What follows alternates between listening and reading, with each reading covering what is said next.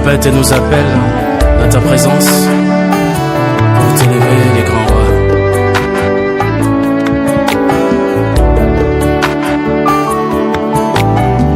Nous voici Seigneur, au son de la trompette. Shalom, shalom à tous nos bien-aimés qui nous suivent partout dans le monde. C'est votre frère Roger Bouleli Isaac. Nous venons encore dans cette série d'enseignements sur l'homme et la femme pour savoir si la femme peut prêcher dans l'assemblée des saints ou l'assemblée des élus. Voilà, nous allons continuer encore aujourd'hui pour voir par rapport à notre Seigneur Jésus, parce que la fois passée, nous vous avions montré dans la Bible que Jésus-Christ était au fait la femme de Dieu, de son Père, c'est-à-dire la femme de son Père. Comment? C'est-à-dire il avait la position de la femme et le Père avait la position de l'homme. Nous avons dit que les concepts homme et la femme n'a pas commencé avec l'homme physique dans le jardin et la femme physique, mais les concepts homme et la femme a commencé bien longtemps. Donc, Jésus-Christ, c'est lui qui est le Fils qui est venu dans la chair, c'est-à-dire Dieu Emmanuel. Il doit être soumis à son Père en toutes choses. C'est ça qui prouve que Jésus avait la position de la femme par rapport à celui qui était dans le ciel, son Père, le Dieu créateur de tout, créateur de cieux, créateur de tout l'univers, créateur de tout esprit. Mais aujourd'hui, nous voulions aussi maintenant essayer de voir maintenant Jésus-Christ sur terre. Vous montrer que rien que la personne de Jésus, nous pouvons aussi le scinder en deux. C'est-à-dire les corps que Jésus a pris, le corps que le Christ a pris dans le ventre de Marie et l'esprit qui est venu du ciel. Donc prendre au fait le corps que Jésus-Christ a pris dans le ventre de Marie et l'esprit de Jésus-Christ. Faire la différence. Parce que nous croyons dans cet évangile, il y a une différence entre le corps de Christ et Christ lui-même. Parce que Christ, nous croyons par rapport à l'écriture que le Seigneur lui-même est en train de nous donner, je crois, dans le livre de Jean. Jean chapitre 8, nous allons voir avec vous cette écriture. Jean chapitre 8, le verset 14. La Bible dit ceci. Jean chapitre 8, le verset 14. Jésus leur répondit: quoique je rende témoignage de moi-même, mon témoignage est vrai, car je sais d'où je suis venu et où je vais, mais vous ne savez d'où je viens ni où je vais. Comment est-ce que Jésus-Christ, qui est homme et en même temps qui a l'esprit de Christ en lui, comment est-ce qu'il savait d'où il venait et il savait où il allait? C'est parce qu'il avait l'esprit supérieur, il avait l'esprit pour voir, il connaît le passé et il connaît le futur. Cet esprit-là, ce n'est pas un esprit humain, c'est un esprit de Dieu. C'est-à-dire le Christ qui est Dieu, le Christ qui est le Seigneur, parce que le Christ est éternel. C'est Christ-là qui habitait dans un corps que nous appelons Jésus. Et en venant sur la terre, il va maintenant commencer à faire de miracles. Et il dit, je sais d'où je viens. Si on était là et qu'on pouvait poser la question à Jésus, ben, nous aussi nous savons d'où tu viens. Parce que même les Juifs l'ont dit, mais n'est-ce pas lui le fils de Joseph et que Marie est sa mère? Donc l'origine de Jésus, je dis bien l'origine de Jésus, ben, nous les connaissons parce qu'il vient de Marie dans la maison de Joseph. Donc c'est là-bas qu'il est sorti. Mais quand Jésus parlait de son origine, il ne voyait pas le ventre de Marie. Il le voyait plus loin. Mais il voyait où? Il voyait par rapport à cette écriture. Quand il dit dans le verset par exemple 53, Jean chapitre 8, le verset 53, la Bible dit: es-tu plus grand que notre père Abraham qui est mort? Le prophète aussi sont morts. Qui prétends-tu être? Est-ce que vous voyez ça? 54. Jésus répondit: si je me glorifie moi-même, ma gloire n'est rien. C'est mon Père qui me glorifie, lui que vous dites être votre Dieu. C'est mon Père qui me glorifie. Maintenant, nous voulons voir où s'est trouvé le Père. Parce que vous allez comprendre, c'est Jésus qui parlait et il dit, c'est mon Père qui me glorifie. Le verset 55. Et que vous ne connaissez pas hein? Donc il parlait du Père. Pour moi, je les connais. Et si je disais que je ne les connais pas, je serais semblable à vous, un menteur. Mais je le connais et je garde sa parole. 56. Abraham, votre père, a tressailli de joie de ce qu'il verrait mon jour. Il a vu et il s'est réjoui. 57. Le Juif lui dit, tu n'as pas encore 50 ans et tu as vu Abraham. Jésus leur dit, en vérité, je vous l'ai dit, avant qu'Abraham fût, je suis. Ça, vous voyez ça?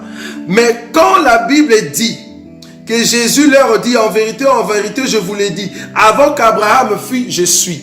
La question, c'est de savoir, qui était avant Abraham?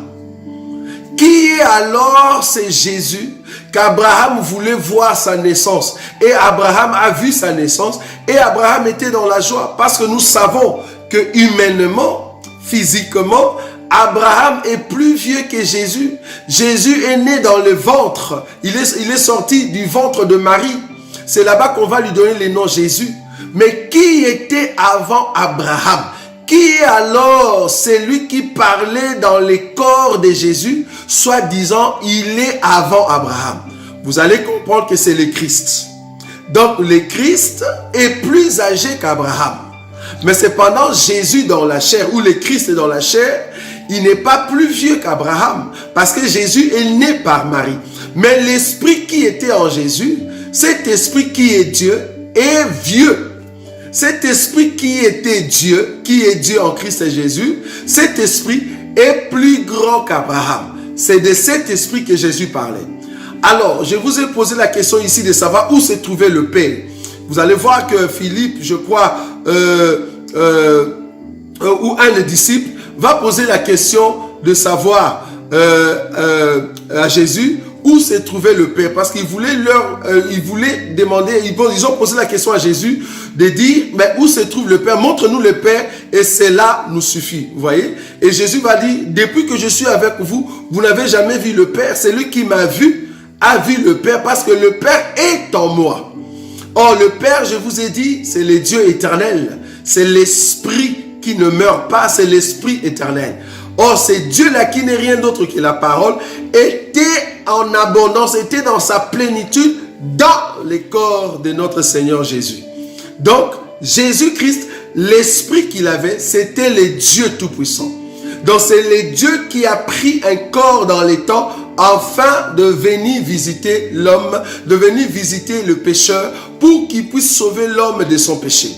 Donc, quand Jésus marchait, le Christ qui était à l'intérieur, parce que le Christ est éternel, l'esprit qui était en Christ et Jésus, c'est l'esprit de Christ qui est un esprit éternel. Et cet esprit était avant Marie, cet esprit était avant Joseph, et cet esprit était avant Abraham. Donc quand Jésus marchait, il avait d'un côté le corps, et de l'autre c'était l'esprit qui était éternel, qui était en lui. Or, cet esprit qui est éternel, qui vivait en lui, c'est cet esprit qui faisait le miracle. C'est cet esprit qui faisait toutes choses, parce que c'était le Père dans le Fils. Donc, quand Jésus marchait, c'était le Père qui était en train de marcher avec un corps. Donc, le Père s'est camouflé. Le Père a mis un voile. Le Père s'est déguisé. Parce que vous ne pouvez pas voir le Père, vous ne pouvez pas voir Dieu et rester en vie. Dieu doit se déguiser. Donc Jésus-Christ, c'est le déguisement du Père. Jésus-Christ, c'est le déguisement du Dieu éternel sur terre. Est-ce que vous voyez ça? Donc quand Jésus marchait, il y avait son corps et il y avait son esprit. L'esprit dirigeait les corps. Les corps étaient soumis à l'esprit que notre Seigneur Jésus avait. Donc, Jésus-Christ n'est rien d'autre le corps. Jésus-Christ n'est rien d'autre que la partie de la femme et le Christ, c'est la partie de l'esprit qui dirige les corps que nous appelons Jésus. C'est pour cela la Bible va nous dire que quand Jésus est monté à la croix, à un moment il y a eu les ténèbres. Pourquoi? Parce que le Christ, parce que le Père doit sortir du corps. C'est comme ça que Jésus va crier, mon Père, pourquoi m'as-tu abandonné? Est-ce que vous voyez ça? Quand Jésus dit, mon Père, pourquoi m'as-tu abandonné? C'est la partie homme, la partie esprit qui quitte le corps. Est-ce que vous voyez maintenant les deux entités? C'est-à-dire l'esprit quitte le corps. L'esprit a quitté le corps parce que l'esprit doit faire un mouvement. Le mouvement, c'est quoi? C'est le mouvement qu'Abraham a fait avec Isaac.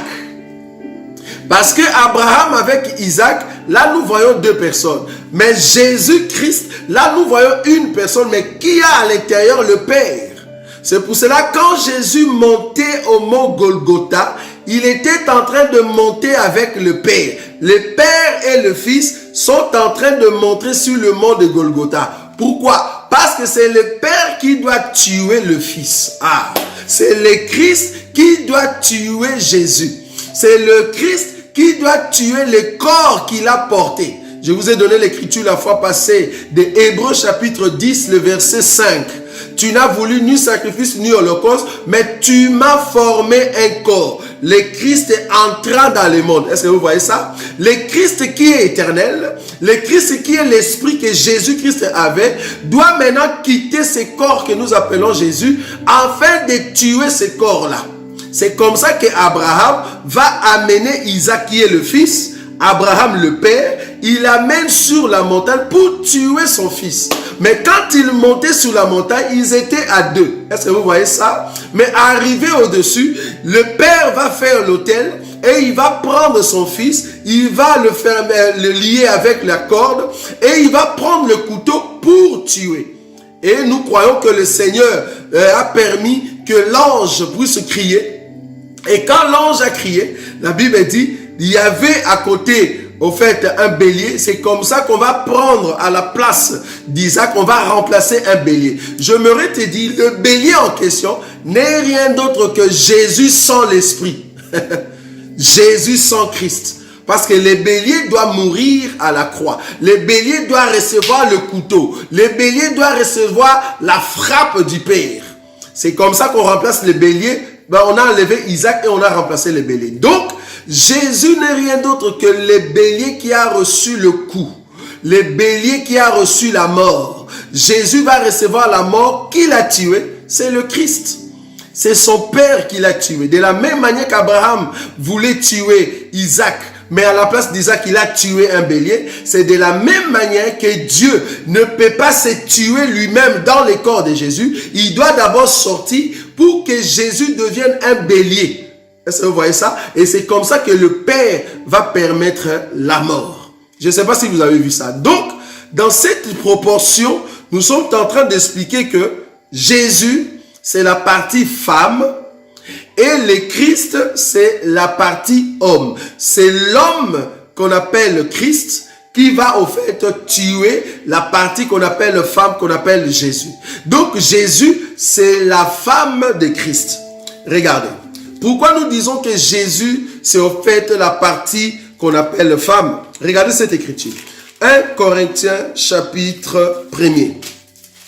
1 Corinthiens chapitre 1er. Nous sommes en train de montrer l'homme et la femme dans les corps de Jésus. Nous avons déjà montré ici dans cette série d'enseignements l'homme et la femme dans votre corps. Vous avez une partie esprit et vous avez une partie chair.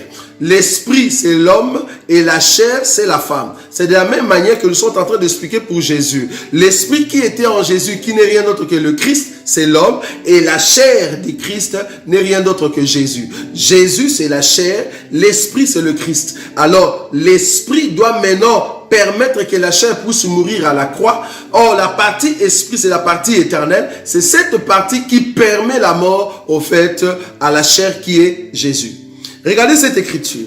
1 Corinthiens chapitre 1er, le verset 25. La Bible dit ceci. Car la folie de Dieu est plus sage que les hommes et la faiblesse de Dieu est plus forte que les hommes. Et la faiblesse de Dieu est plus forte que les hommes. Si on te pose la question, est-ce que Dieu est faible? Mais ici, la Bible nous dit que Dieu est faible et que Dieu a une partie qu'on appelle faiblesse. Comment est-ce qu'un Dieu puissant? Mais ici, la Bible nous dit que c'est Dieu puissant a une faiblesse. Maintenant, si on te posait la question, dis-nous la faiblesse de Dieu. La faiblesse de Dieu s'appelle Jésus. Jésus, c'est la faiblesse de Dieu. C'est la faiblesse de l'homme. Pourquoi? Parce que la femme, c'est la faiblesse de l'homme. La femme, c'est la partie faible de l'homme. Or, Jésus, c'est la partie faible de Dieu. C'est la partie faible de Christ. Regardez encore cette écriture. 2 Corinthiens chapitre 13, le verset 4. 2 Corinthiens chapitre 13, le verset 4. La Bible dit ceci. Car il a été crucifié à cause de sa faiblesse, mais il vit par la puissance de Dieu. Nous aussi, nous sommes faibles en lui, mais nous vivons avec lui par la puissance de Dieu pour agir envers vous. Mais la première partie dit, car il a été crucifié à cause de sa jeunesse. Jésus-Christ a été crucifié à cause de sa faiblesse. Quelle est la faiblesse qui était en Jésus-Christ qui a fait qu'il puisse être crucifié? C'est la chair. La chair que Jésus a portée, que le Christ a portée, c'est que nous appelons Jésus, c'est cette chair-là qu'on va crucifier. Parce que c'est par la chair qui va guérir le malade, bien que c'était par la puissance du Saint-Esprit, mais cela était visible par la chair. C'est par la chair qu'on va le toucher. Or, la loi de Moïse avait dit que celui qui a la perte de sang ne peut pas être au milieu de gens, au milieu du camp. Il doit être en quarantaine. Mais voici cette femme qui avait la perte de sang va toucher Jésus. C'est sur son corps qu'on a touché Jésus. Quand on touche Jésus, Jésus était en train de s'essuyer. Est-ce que vous voyez ça? Il était en train de devenir péché. Quand on vient, par exemple, lui dire que aujourd'hui c'est le sabbat et que personne ne peut faire quelque chose, il dit, moi je suis le maître des sabbats. Il était en train de briser ou d'accomplir la loi de Moïse sur sa chair. Est-ce que vous voyez ça? Quand maintenant, la Bible dit, maudit soit celui qui est pendu au bois. Or, le Christ ne peut pas être pendu au bois. C'est la partie de son corps qui va être pendue au bois. Or, la partie de son corps, c'est la malédiction. Est-ce que vous voyez ça? Or, cette partie est faible. C'est comme ça que le Christ va prendre la partie faible et il va le laisser à la croix. C'est cette partie que nous appelons Jésus. Donc, c'est par la mort de Jésus que nous avons reçu la vie. C'est parce que Christ a accepté de porter nos péchés sur son corps, d'apporter nos péchés par l'œuvre de la croix, et il a versé son sang par son corps, et aujourd'hui nous avons la vie. Parce que si le Christ était resté dans la position où il était avant Abraham, personne ne pouvait être sauvé. C'est pour cela le Christ, quand le temps était arrivé, il a pris un corps. Selon Hébreux chapitre 10, le verset 5, il va prendre un corps pour mourir à la croix, et c'est comme ça que nous sommes sauvés. Donc, Jésus, c'est la femme de Christ. Jésus, c'est la partie faible de Christ. Jésus, c'est la partie qui doit obéir à l'esprit qui était à l'intérieur de Jésus, c'est-à-dire le Père. Jésus, c'est la partie qui a été dominée par l'esprit qui était en lui-même, c'est-à-dire le Père, l'Esprit éternel. Donc voilà ce que nous voulions encore ajouter dans cette pensée de l'homme et la femme. N'oubliez pas de vous abonner sur notre chaîne YouTube Évangile de Christ et poser aussi des questions et aussi partager ces profondeurs. Dieu ne manquera pas de vous bénir. Prochainement, nous allons maintenant donner la conclusion de cet enseignement sur l'homme et la femme. Ne manquez pas les derniers numéros de notre enseignement sur l'homme et la femme. Est-ce que une femme peut prêcher dans l'assemblée de saints ou dans l'assemblée des élus? Que Dieu vous bénisse. Merci beaucoup. À tes pieds pour t'adorer. Nous voici, Seigneur. trompette, tous à tes pieds.